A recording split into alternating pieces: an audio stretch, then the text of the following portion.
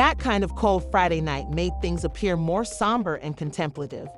Following an exhausting work week, Kendra had spent the day looking forward to a peaceful evening at home, a much-needed break from her hectic schedule. Yung Joc's job, personal demands, and the turbulence in their different social circles had prevented them from spending much time together recently, so she was ready to surprise him with a romantic supper. But since she believed that this evening would be different, she made his favorite dinner, decorated the table with candles, and even created a music playlist that reminded them of their early romance. Eager to see him laugh and rekindle their relationship, her heart skipped a beat when she arrived home. But there was a weird silence. No noises of him welcoming her, no playful comments, and no commotion in the kitchen like she had thought, and something felt off. After listening carefully for a moment in the foyer, she heard it chuckling. It was low, almost comical, but it was clear. Kendra's heart stopped beating and her pulse quickened as she saw that voice. A youthful Joc's voice, but it wasn't only his that made her quiver. It was also Carrie Red's voice in her stomach. Although Kendra had been concerned about Carly Joc's ex-girlfriend from the start, she had trusted Joc and accepted his claims that she was merely a relic from the past. Without her knowing it though, the distinct sounds of familiarity emanating from her bedroom suddenly betrayed that confidence. As her thoughts whirled, Kendra's feet began to move toward the distraction.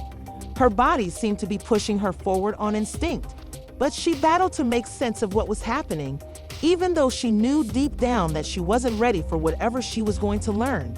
Upon reaching the hallway that led to the bedroom, Kendra approached the door gingerly, her fingers trembling as she gripped the handle, her heart pounding in her chest.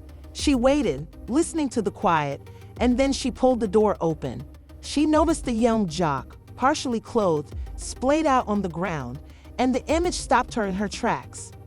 Bed, Carly Red sitting next to him, her hand on his chest, having a quiet moment of privacy. Joc had shocked eyes, and Carly was watching Kendra with a faint smirk playing at the corner of her lips. Kendra felt as if the room was closing in on her, suffocating her with an unremovable weight, and she was unable to move or speak because her breath was stuck in her throat. The Joc sat up as he fumbled for his pants, his face hot. But Carly seemed unconcerned and simply sat there, as if this were just another day of playing with the teenager. Kendra's only thought as she tried to make sense of what she was seeing was one of betrayal.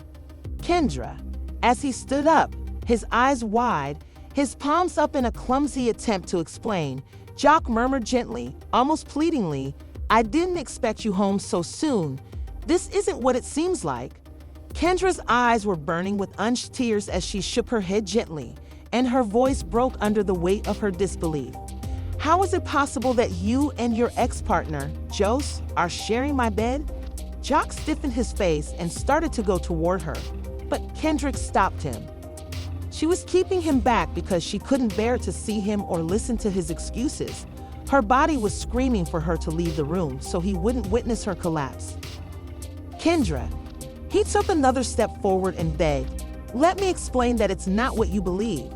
You believe I'm stupid because she's your ex-girlfriend, Joe, and she's in my bed as if she belonged there, and she's not bringing up old stuff." When Carrie came over to talk about some old issues, which Kendra vehemently reaffirmed, we were simply chatting. When Carrie eventually spoke, her tone was collected and thoughtful. Within, the frigid edge made the situation worse. "I don't want to cause trouble, but it's clear that Joc and I still have unfinished business, Kendra, my darling. I am aware that he is not solely yours." He's thinking about how Carly's words broke Kendra's heart tonight. It was obvious from the venom in her voice that Joc felt uncomfortable sitting next to her, but he chose to stand there, caught between the past and the present, like a man who lacks the courage to make a choice. Kendra's eyes welled up with tears as she looked from Carrie to Joc, both of them. The Joker was distressed, his face twisted with shame, and he opened his mouth to speak, but nothing came out. "Have you not been telling the truth to me all along? You've been acting as though you're over her, but you're clearly not. And now you bring her into my home as if it were no big deal. You have my trust, Joker." Kendra turned away, her heart hurting from the weight of everything she thought was true collapsing around her.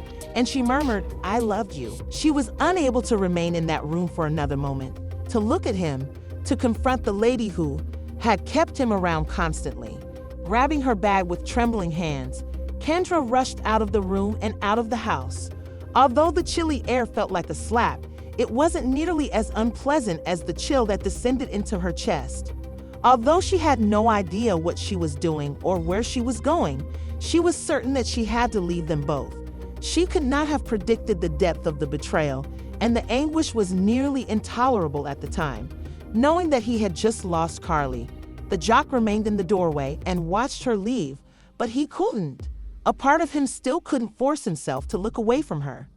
Inside the home, Carrie's lips curled into a knowing smile as she gazed at him.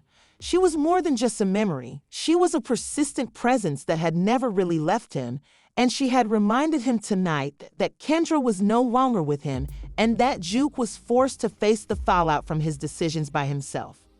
Though he was aware at his heart that he had just lost something tangible, the issue remained. Would he ever be able to let go of the past and move on? Or would he be torn between the lady he had loved and the one who was still? Kendra, whose heart was heavy with sorrow, tugged at his heartstrings as she walked into the night. The cold wind bit her skin, but she knew she couldn't stay where she wasn't welcome, so she resolved to find a way to heal and rebuild herself without him. She had no idea what was next.